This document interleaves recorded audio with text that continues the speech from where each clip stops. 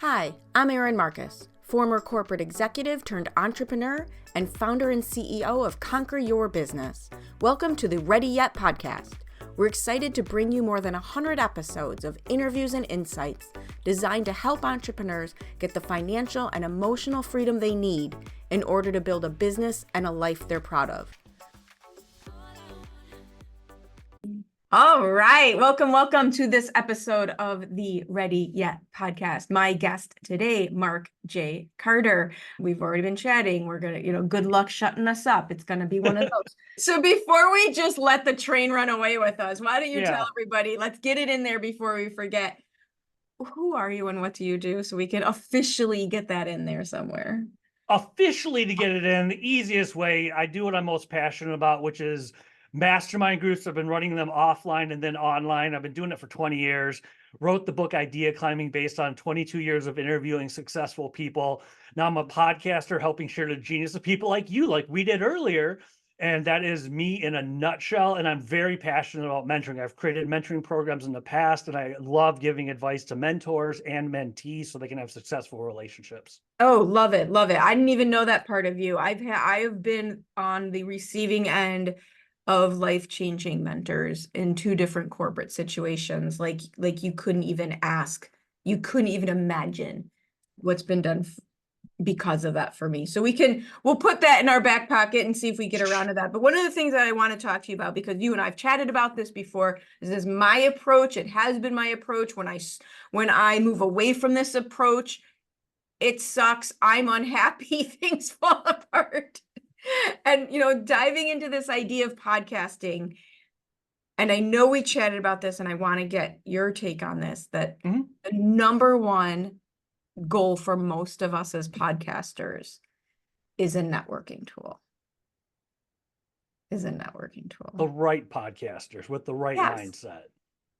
So I'll hold my take for going second. Tell me your approach to this and why you're so dialed in on that fact. Well, I'm dialed in on it because I've been interviewing people formally as an informational interview to get something out, some actionable advice, not just tell me about your life, stuff like that, since 1999.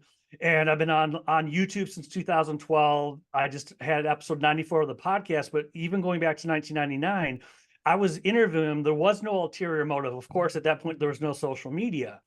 But I was meeting the most amazing people because I just want to learn from you here. And I would always include, and this is important, here's why. It was never just, oh, you're famous, or, oh, you're a CEO, or, oh, you own 5 companies. Never. That's horrible. They get so many of those.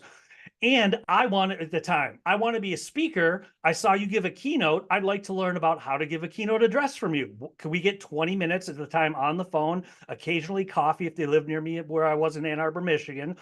And going into the podcast world, I'm a little bit older now. When I was a wide-eyed, like deer in the woods, Bambi, I didn't realize it at the time, but I think some people, especially the higher level ones, were like, I wanted to be Tony Robbins. Let's just call it for what it is. There's nothing wrong with that. You could do that. It didn't turn out that way. But I wanted to be a speaker, and they would give me so much of their time, and they were so gracious. And in hindsight, I'm sure they were looking at me like, "You're so cute. Oh my goodness, you're gonna be Tony Robbins." Good luck with that. I know, right? I hear you. But in my 40s, I'm not a cute, wide-eyed deer in the woods anymore. So calling people up to pick their brain, they get paid to have people pick their brain. Yes. But to put them in front of my audience, and same thing, I want you on my podcast, in my case, mentoring, marketing, bringing big ideas to life, do a little bit of research and say, oh, and because you have a top-rated podcast, I'd love to do an episode about how to have a top-rated podcast and share your genius with my audience. So selfishly, I was learning so much when I got into podcasting. I had a podcast about podcasting. It was just a hobby. It went by the wayside, but at least I was sharing them with my network. It was on Apple and everything else. And I think a lot of people, when they get started, they just see you have to have this many downloads, listens, partials, whatever it might be. If you get to this level, you get sponsorship. And they forget, you know what kind of doors you can open with this? It's nuts, the people you meet if you use your podcast as a networking tool. 100%. I mean, I know I started my podcast in 2020, and I started mine for 2 reasons. Number one, on March 1st of 2020, I had 30 speaking gigs booked for the year. And by March 30th, I had 0 speaking gigs booked for the year. You know, that was a lot of them came back and they were virtual. I have long felt I should go apologize to those early virtual speaking. There was clearly a learning curve I had to go through, Yeah. right? To do this virtually as well as I did it in person. We've learned we're not robots anymore. It's still, I'm still me. I am sitting so I don't run off a stage anymore. But the other thing, to your point, is I did it as a networking tool because there was all these people that I wanted to talk to that had no interest in talking to me whatsoever, until I said to them, hey, I'm doing XYZ. You look really interesting. Can I interview you on my podcast? Mm-hmm. Exactly. And it's Oh my amazing the God. amount of people that say yes. Yes, it's amazing the amount of people that say yes. And I'll take this to a second level because this is how I met you. That was in the beginning. You can still use podcasting, right, to up level those efforts, because in the beginning, I was new and everyone else in my world was newer at this. We were not, early adopters of the podcast. Yeah. But now what I did last year was I used the same approach to raise who I was networking with by trading podcast platforms. Because if I reached out to somebody who also had a podcast and they were 100 episodes plus in, I could make some pretty good assumptions about how many of their ducks were actually in a row versus getting through the 30 people in the room that just weren't good connections for me. Oh my God, yeah. That's So huge. how do you use yours intentionally for networking? Intentionally for networking, now that I'm enough 90 some episodes in, what you said applies. And intentionally for networking, I'm leveling up right now. I mean, this moment in time, we spoke about it a little bit, a new suite of services. I'm so happy. Everything involves interviewing. I've connected to my passion. I've made it my livelihood. Everything's amazing. Writing the second book about monetizing big ideas. And I'm talking now to serial entrepreneurs who build and scale B2B businesses is the key there, or just entrepreneurs that have had a business for a while and they're successful. And it's meeting people I never would get to meet, get advice I never would have meant to get. Occasionally, yeah, it turns into something here and there, but there is no ulterior motive. And I think that especially once you level up, like you're saying, the BS detectors, when you level up a certain level, are on freaking high. Right. They know right for away. it. There is no bait and switch. They're not even going to bite the freaking hook. No, you're so right. You're so right. And I love the approach because there's no chasing. One of the things that the world of entrepreneurial and new business and small business that I love over corporate is the collaborative nature. It's all, who do you know? How can we help? What can we do together? Who do you know? How can we help? What can you do together? The inherent competitiveness in corporate just isn't there because there's more than enough for everybody.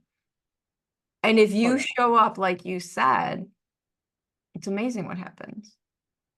The doors fly open. It's insane. So let's do this for somebody. I mean, we're kind of alluding to it, but let's get real direct for people. Let's shorten people's learning curves. Just don't do what I did. What are some of the mistakes you've made along the way that you can say, just don't do it this way, and you'll be ahead of the curve? Just don't. Bait and switch comes to mind because I learned from experts, using air quotes, that you could use it as a prospecting tool. And I was, and I'm sure it didn't help the fact that I was nervous. I didn't really want to, like, well, so-and-so is making this much. They have whatever numbers they give you, fine. Maybe I should listen to them. And it doesn't. What I said, I experienced that, I'm not sure.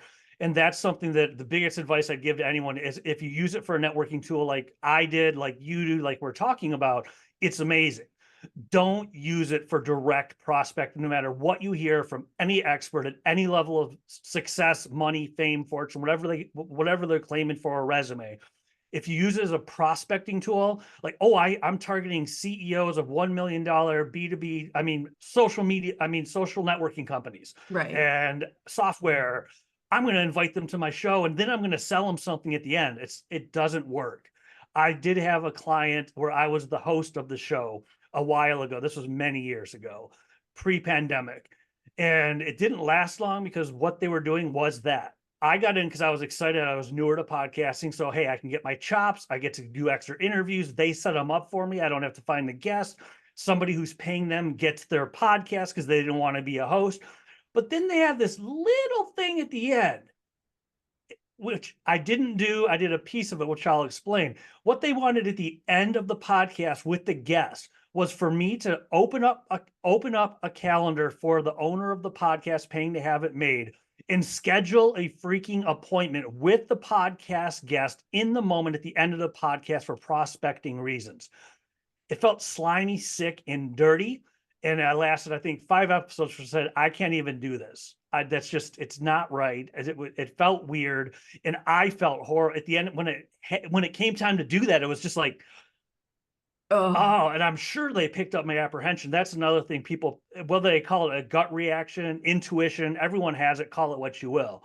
As soon as it gets into, okay, now I'm going to flip the script and I'm going to prospect you. In your tone, most people, your tone changes, your body language, your breathing, everything changes. And even if you think you're pulling the wool over their eyes, they're picking up a bad energy, and all that could do is damage your personal reputation, because at the end of the day, that's all you have. And if you do that to too many people, especially with virtual networking groups, forget about it. It's going to get out there, especially in a realm like podcasting, where once you hit a certain tier, everyone seems to know everyone, and they double check people a lot of the time. You can't have that reputation.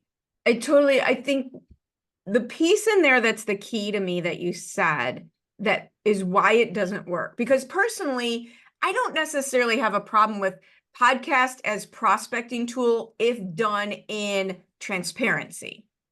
Mm-hmm. If it's transparent, the key to what you said, and it's well beyond podcasting, is bait and switch. When you pretend that you're doing X in order to actually do Y, right? Like, you ever get those emails and I'm just reaching out to catch up. How are you doing? And I'll respond, oh, I'm doing fine. How are you? And then I get basically a sales page. Why didn't you just send me the sales page? You don't care how I'm doing. Yes. It's the bait and switch that's the problem. But think about that. When that's happened to me so many times, you don't want to talk to them. The next time it comes around, what you said, if they send me a sales page, business is business. I have a new service. I think you can use it. Here's my 100%. Or better yet, send me those all day long. Better yet, can I send you a one? Yes, that totally. You know, if I know you, it's not going to hurt to take a look. But hey, how are you doing? I want to learn all about you. This is so cool. Then you get a next email. It's like, that's fine, but bridge burnt. Bridge TNT at that point. I'm not even going to freaking respond to you anymore. And that's including if I don't happen to just say, I'm just connected from LinkedIn because I can't refer you anymore. There's no point in being connected because you tried to do a bait and switch. Yeah, 100%. I had that early in my networking for business days. And I think I got lucky even before I knew how to do this, because I'm like, I can talk to a tree. This is not hard. I'm that crazy person that comes home from the grocery store and will tell you the entire life story of the woman who checked me out at Target. Yep.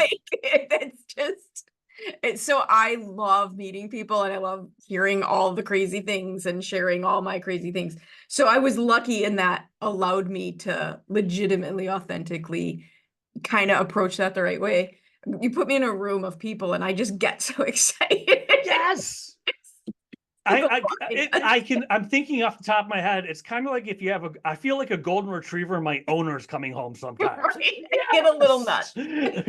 No, I learned, you'll love this. I saw the best line that made me feel much better about myself. The fact that I'm too much in real life makes me just enough for the internet. Right? Ooh, I like that one. Right. But I remember back in the day going, and this is exactly what you're referring to. I went on a one-to-one, right? I met a guy at a networking event, really nice young man who was doing appointment setting for the actual company. And it was, yeah, let's chat. Let me set you up with the owner, blah, blah, blah, networking.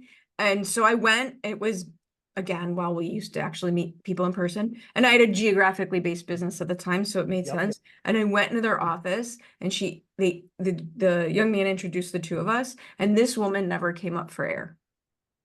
Like Mm. she went on and on with why I should co-market with her, why I should give her all my referral. Like, I don't even know if she knew what I did.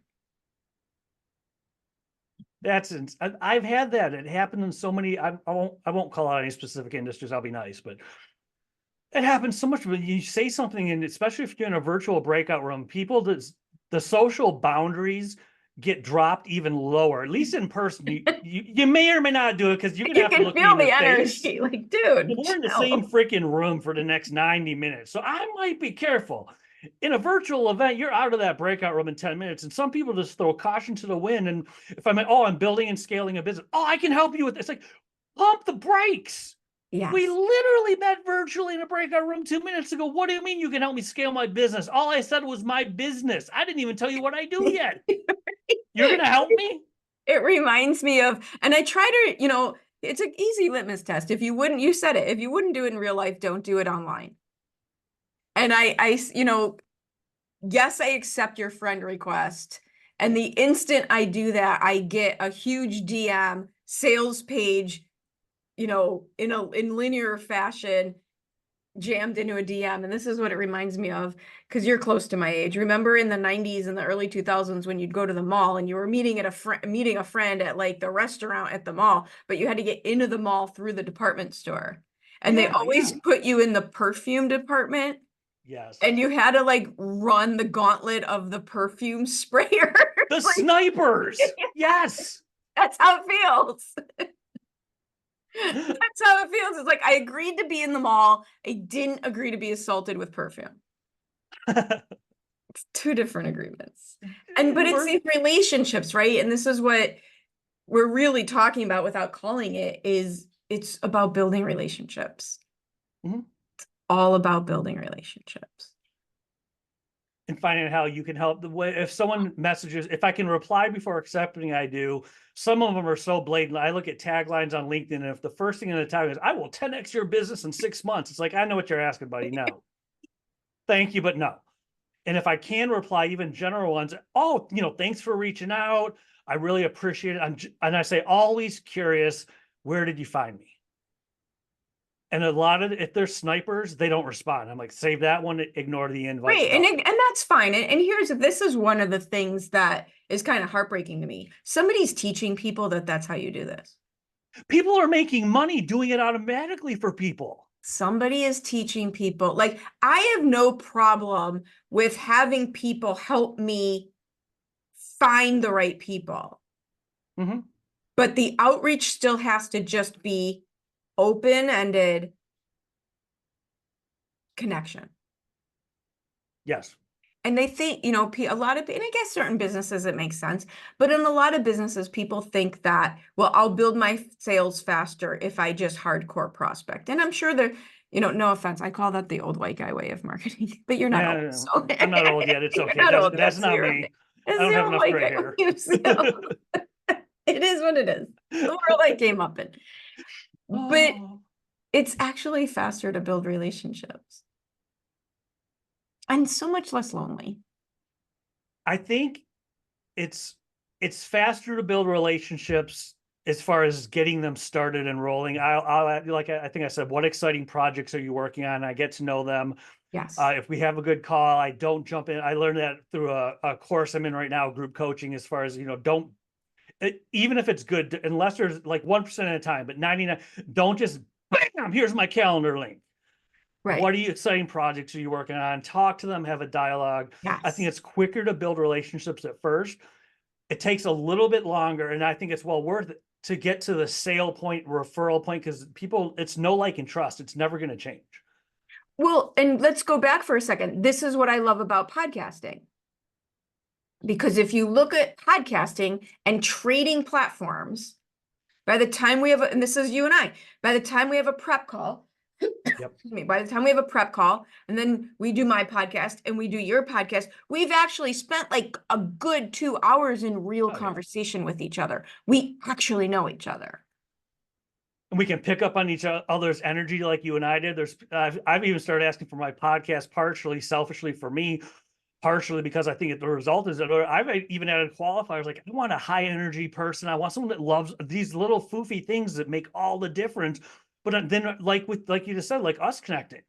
This isn't okay. Have a podcast done, even if it's every few months. Now we can check in. Right. What do you need? Maybe guess Because because you we know each other. actually We didn't get to pitch. know somebody. And it's not, here's one of the great things about time going faster as we get older. This is very helpful. Okay. I only have to check in with you 3 times a year.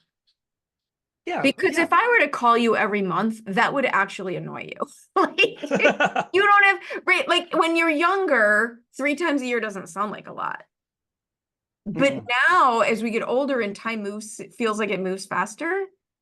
If we chat by email 3-4 times a year, or if we chat by email or DM or text or whatever other platform you'd like to use, and then we do a face-to-face once or twice a year, we're actually caught up with each other.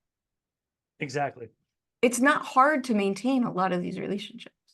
And I think what people miss out is that once you build that rapport, that first 2 hours, if you're trading or if you just happen to get along and you talk, it can be done via the know, like, and trust is there enough that it maybe it is only 45 days later, but it's an email. We don't have to get on the phone, or it's just an email.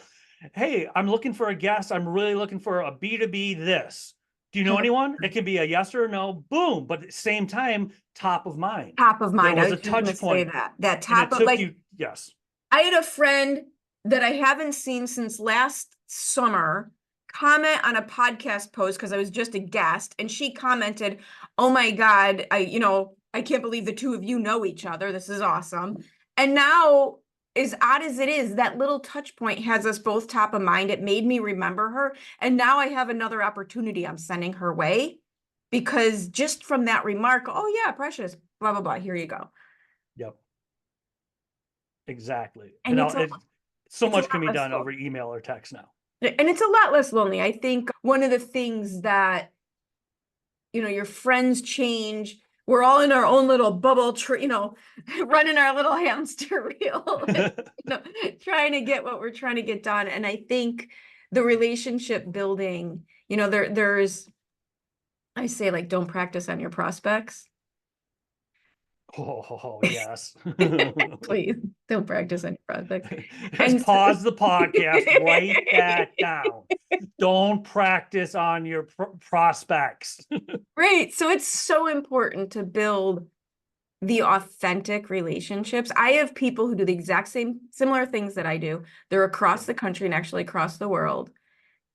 And we're far enough apart that we're not worried about being in competition. And we get together every so often to talk about how hard it is sometimes, just to have that outlet of someone who understands. Yes. Because this doesn't make sense to most people. Normal people wouldn't do this. Well, actually, what you just said is interesting. We were talking a little bit about this with where I'm going now with networking and events, or less events, if you will.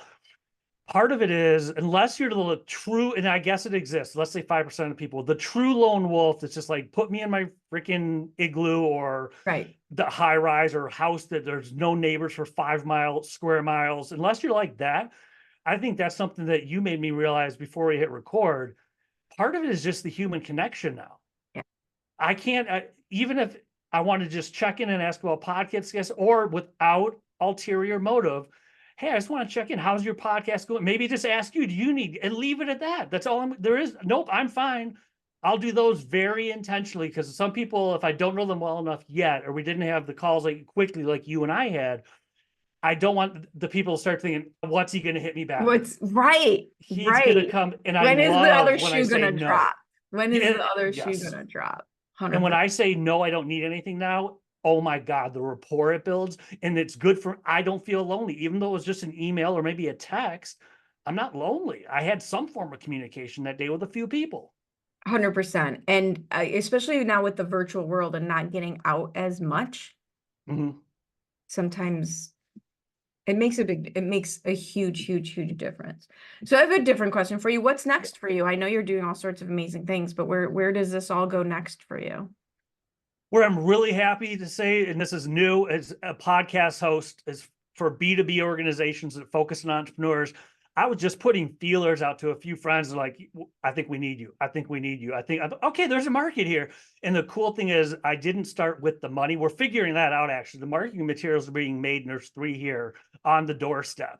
And it's because I love what I do. And that's something I think with podcasting, if you pick something you love to talk about, and I loved learning from people, mentoring, marketing, bringing big ideas to life. And now I love podcasting. I love doing my own. It's a weekly cadence. Now I get to do it for other people. And the icing on the cake in these situations, at least, they're handling the technology.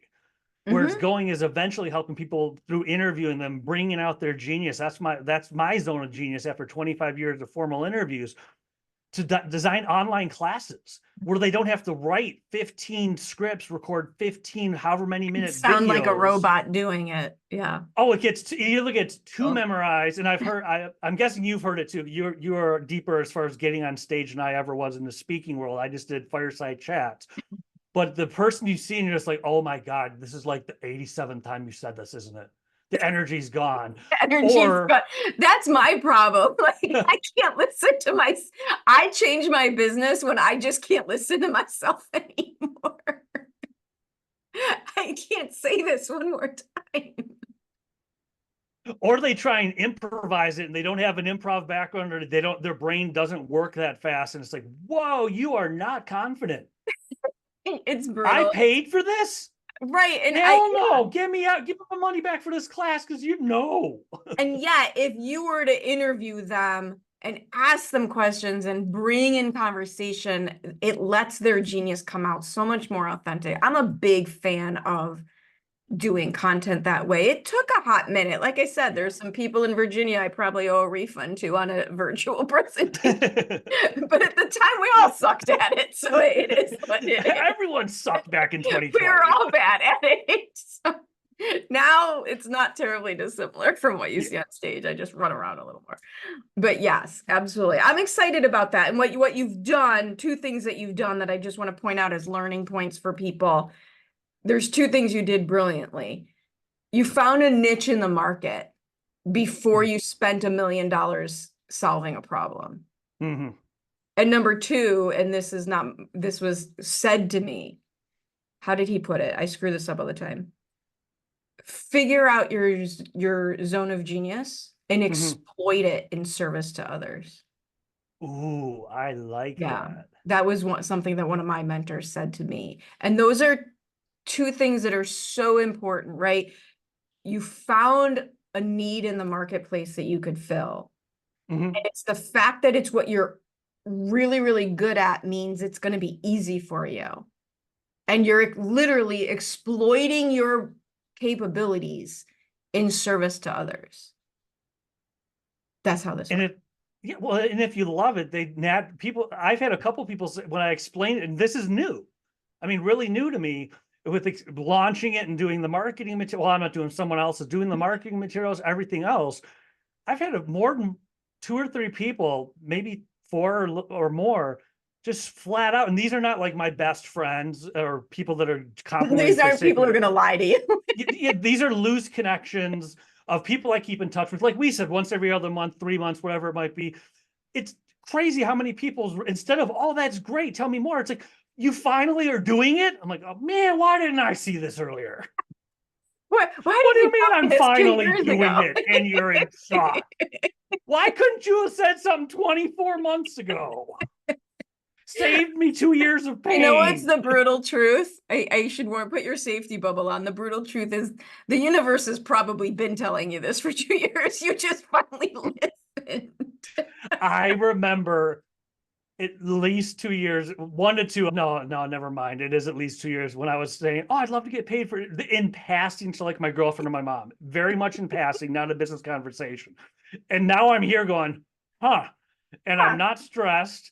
I don't feel like I'm prospecting because I love what I do. There's a big enough market. The barrier to entry is no other people haven't been doing it for 25 years. Right. So all the components are there. It's your natural credentials. It's spot on. I just didn't see it.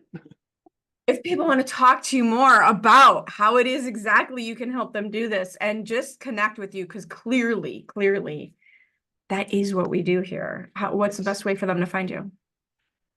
Two ways. One is markjcarter.com.